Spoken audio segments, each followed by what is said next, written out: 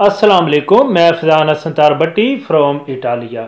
अल्लाह के नाम से शुरू जिसने कलम को लिखने की ताकत बख्शी और लाखों करोड़ों दुरूद पाक नबी पाक सल्लल्लाहु अलैहि वसल्लम की ज़ात अक़दस पर जिनके हम उम्मती हैं। तो मैंने अपने पहले भी व्लॉग में बताया था कि मैंने आजकल जो है ना ये जो हमारे मुल्क के अंदर लिबरल टोला है ना जिसको वेस्ट का की चीज़ें अपनाने का बड़ा शौक़ है, उसके लिए मैंने कहा था उन लोगों के लिए कि मैं आज जो है ना मैं जितने भी व्लॉग करूँगा वो वेस्ट के जो लोग हैं उनके मतलब करूँगा, इनके आकाओं की बात इनको बताऊँगा, शायद वो समझ जाएं कि उनके आका भी क्या सोचते थे। तो मैंने हिटलर का जो है ना टॉपिक शुरू किया हुआ था।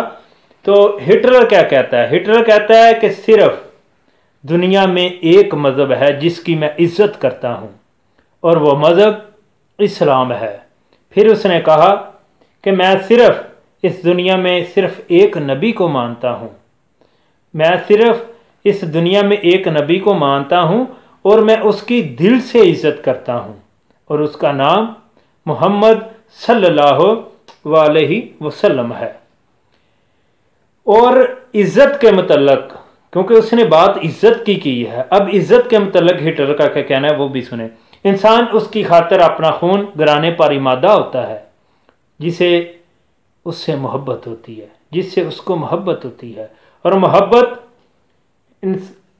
किस इंसान से होती है उसके मतलब भी उसने आगे कहा है कि मोहब्बत उसी से हो सकती है जिसका आप दिल में के अंदर एहतराम और इज़्ज़त जिसको देते हैं, जिसका दिल के अंदर आप एहतराम और इज़्ज़त करते हैं दिल से, और इज़्ज़त और एहतराम आप उस शख्स का करेंगे जिसको आप जानते हैं। ये हिटलर का कहना है। यानी उसका कहना था कि आप उस शख्स की इज़्ज़त करेंगे जिससे आपको मोहब्बत होगी, और इज़्ज़त उस वक़्त आप करेंगे जब आप उससे को जानते होंगे, जब आप उसको जानते होंगे, जब आपकी उससे शनासाई होगी। उस वक़्त तक आप मोहब्बत नहीं कर सकते या एहतराम नहीं कर सकते जब तक आप उसको जानते नहीं हैं। ये हिटलर का कहना है। अब मैं पूछना चाहता हूँ कि ये देखें कि नबी पाक सल्लल्लाहु अलैहि वसल्लम की हिटलर भी इज़्ज़त कहता था मैं करता हूँ, मगर वो मुसलमान नहीं था, वो मुसलमान के कवानीन की पासदारी नहीं था करता, वो कलमा गो नहीं था। तो मुझे बताएं, आपके ये लिबरल टोला के आका जो हैं वो कहते हैं कि हम इस्लाम को पसंद करते हैं, तो मुझे बताएं ये जो लोग इस्लाम के मुखालिफ खड़े हो जाते हैं उनको मैं अब क्या कहूँ? जो इस्लाम की बात करते हैं उनको जेलों में डाल देते हैं, उनका प्रिंट इलेक्ट्रॉनिक्स मीडिया के ऊपर और प्रिंट मीडिया के ऊपर बैठाना पसंद नहीं करते, बल्कि एक फाहिशाना औरतों को अपने मीडिया के ऊपर इलेक्ट्रॉनिक्स मीडिया तक रसाई दी जाती है। और जितने न्यूज़ चैनल है हम उनकी मुखालफत करते हैं इस बात पे कि जो एक फाशी फैलाने वाली औरतों को तो टीवी पर बैठाते हैं, उनके साथ टॉक शो करते हैं, मगर एक आलम दीन से टॉक शो नहीं किया जाता है, एक आलम दीन को नहीं बुलाते, हम पुरजोर मत करते हैं। बात यह है, इसका मतलब यह हुआ कि आप इज़्ज़त उसकी करेंगे जिसको आप जानते हैं।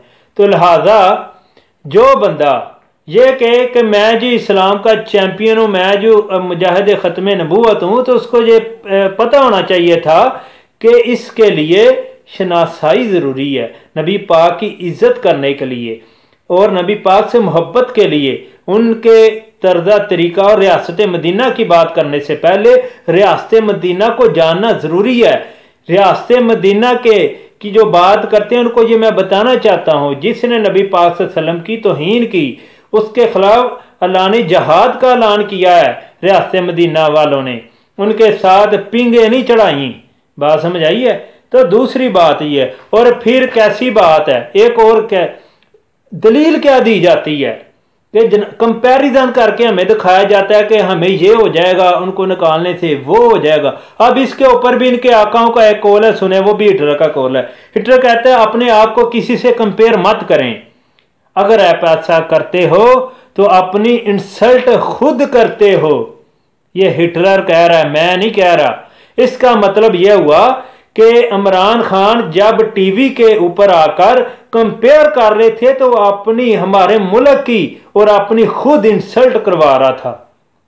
इस तरह अगर हम अपनी कंपेयर करते हैं कि जी हमें ये मसले हैं, हमें वो मसले हैं, तो ये हम अपने मुल्क की और इमरान खुद अपनी इंसल्ट कर रहे थे, अपने मुल्क की इंसल्ट कर रहे थे।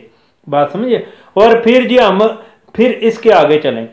हिटलर कहता है अगर आपको जीना है तो अपने मसाइल से लड़ना पड़ेगा, अगर आप लड़ने को तैयार नहीं हैं तो आपको जीने का हक नहीं है। बात समझिए। अपने मसाइल से हमेशा खुद ही लड़ा जाता है, किसी के ऊपर उम्मीदें नहीं लगानी चाहिए। लिहाजा ये जो टोला है जो कहता है कि सफ़ीर को निकालने से फ़लाँ मसले हो जाएंगे, तो जनाब फिर कंपैरिजन करके आप अपनी खुद इंसल्ट कर रहे हैं। जब आप अपने मसाइल से खुद नहीं लड़ सकते तो आपको जीने का हक नहीं। ये मैं नहीं कह रहा, ये इनके आका कह रहे हैं। लिहाजा इस बात को समझिए। और अगर आप वाकई नबी पाक सल्लल्लाहु अलैहि वसल्लम की इज़्ज़त करते हैं, इस्लाम की इज़्ज़त करते हैं, तो हमें इस पर मुतफ़िका जो है ना पार्लियामेंट के अंदर कानून पास करना पड़ेगा और ऐसा लाया अमल इख्तियार करना पड़ेगा जिससे जो है ना मुसलमानों की दिल आज़ारी भी ना हो और हम अपना पैगाम आला सतह तक पहुंचा सकें। और मैं खसूसी और ये इस तरह की मुनाफ़कत नहीं करनी चाहिए तरीके इंसाफ को, यानी तरीके हर्राफ यानी तहरीक मकार को, कि अदारों को और अवाम को मद्दे मुकाबल कभी नहीं लाना चाहिए, क्योंकि अदारे भी हमारे हैं और अवाम भी हमारी है। ये आर्मी पुलिस वाले भी हमारे नौजवान हैं और लब्बैक वाले भी हमारे हैं। अगर लब्बैक वाले गिरते हैं लहू लहान होते हैं तो वो भी पाकिस्तान की सरजमीन लहू लहान होती है उससे। अगर पुलिस वाले जो है ना लहू लहान होते हैं तो वो भी पाकिस्तान की सरजमीन उसकी वजह से लहू लहान होती है। लिहाजा हमें ऐसे वादे और मुआहदे करते वक्त ये सोचना चाहिए। मैं उम्मीद करता हूँ जो मैं बात समझाने की कोशिश की है वो आपको समझ आ चुकी होगी और इस लिबरल टोले को भी, क्योंकि ये अब उनके लिबरल आंकों का ही मैं जो है ना बात बता रहा हूँ। और मैं जो है ना अपनी पाक आर्मी को और अपने अदारों के साथ हूँ और ऐसे जो वाक़ियात पेश आते हैं जिससे मुल्की अमलाक को अदारों को नुकसान पहुँचते हम उनकी पुरज़ोर मज़म्मत करते हैं। हमारी पाक आर्मी, हमारे सिक्योरिटी फोर्सेस जितनी है, हमारे दफाई अदारे वो हमारे अपने हैं, वो हमारे पाकिस्तानी अदारे हैं। लिहाजा उनके मतलब ऐसी बात कभी भी नहीं करनी चाहिए। तो दुआओं में मुझे याद रखिएगा। पाकिस्तान जिंदाबाद, पाक आर्मी जिंदाबाद। और हमारे इस चैनल का भी ख्याल रखिएगा। अल्लाह निगहबान।